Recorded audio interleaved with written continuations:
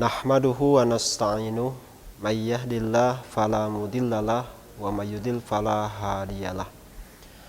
Wa asyhadu an la ilaha illallah wahdahu la syarikalah wa anna Muhammadan abduhu wa rasuluhu allazi la nabiyya ba'dah. Amma ba'd. A'udzu billahi minasyaitonir rajim. Ya ayyuhallazina amanu kutiba alaikumusiyam kama kutiba alal ladzina min qablikum la'allakum tattaqun. Ikhwati iman yang muliakan Allah Subhanahu wa taala. Allah Subhanahu wa taala telah mewajibkan saum kepada kita sebagaimana hal tersebut telah diwajibkan kepada umat-umat sebelum kalian. Tentunya dari suatu syariat ibadah yang Allah turunkan kepada Rasulnya yang disampaikan kepada umatnya, terdapat banyak pelajaran, terdapat banyak hikmah yang dapat kita ambil dari sebuah syariat ibadah, wabil khusus yang namanya ibadah saum. Yang menjadi kekhususan dari ibadah saum, yang pertama itu merupakan syariat yang sudah Allah turunkan semenjak umat dahulu kala, semenjak zaman Nabi Nuh, zaman Bani Israil, terakhir di zaman Nabi Muhammad sallallahu alaihi wasallam. Sebagaimana firman Allah, kama kutiba alal ladzina min qablikum, sebagaimana diwajibkan kepada umat-umat sebelum kalian. Yang kedua, dari yang namanya ibadah saum terdapat yang namanya asrorun atau rahasia yang tersimpan, hikmah di balik ibadah saum. Yang pertama yaitu tersimpan yang namanya hikmah dari ibadah saum itu adalah taqwiyatun lirruh, mengokohkan, menguatkan yang namanya ruhani kita.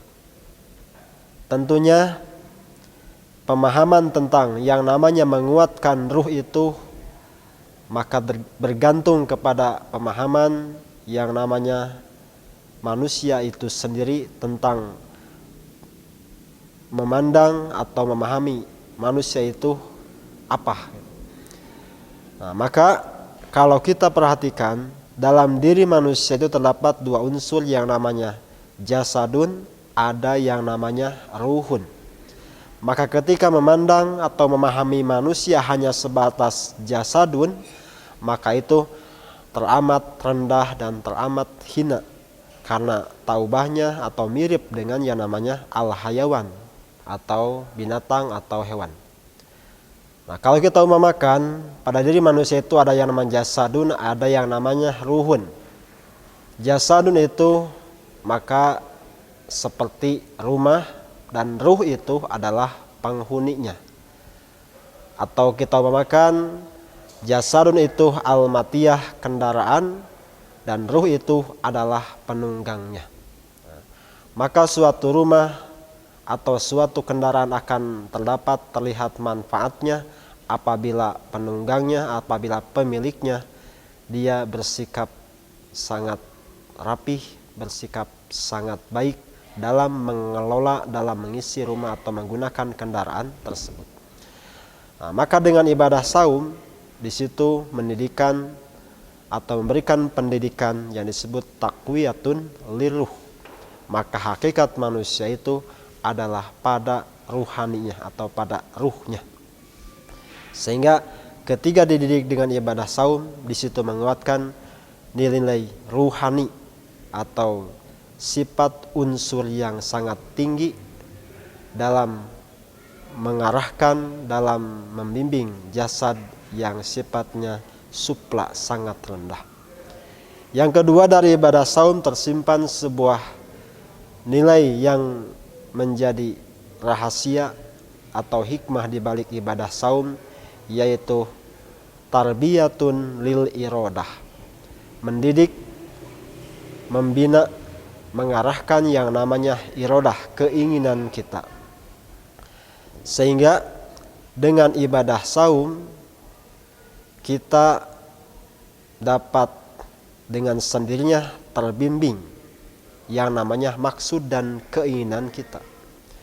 Sehingga meskipun yang namanya makanan ada di hadapan kita, milik kita, bahkan tidak ada sama sekali orang yang melihat, tetapi maksud keinginan kita terbibik, terbina dengan nilai keimanan, sehingga walaupun milik kita, walaupun di hadapan kita, tidak berani untuk meminum atau memakannya. Itu dari pendidikan ibadah saum. Makanya kata Nabi dalam sebuah sabdanya, barang siapa yang belum mampu untuk melaksanakan pernikahan, maka kata Nabi, hendaklah dia saum, karena itu akan menjadi sebuah wijaun, sebagai solusi mengekang yang namanya nafsu atau syahwatnya. Yang ketiga, dengan ibadah saum akan mendidik atau mengarahkan kita memiliki yang namanya at-ta'rifu bin ni'mah, merasakan, mengetahui akan nikmat Allah Subhanahu wa ta'ala.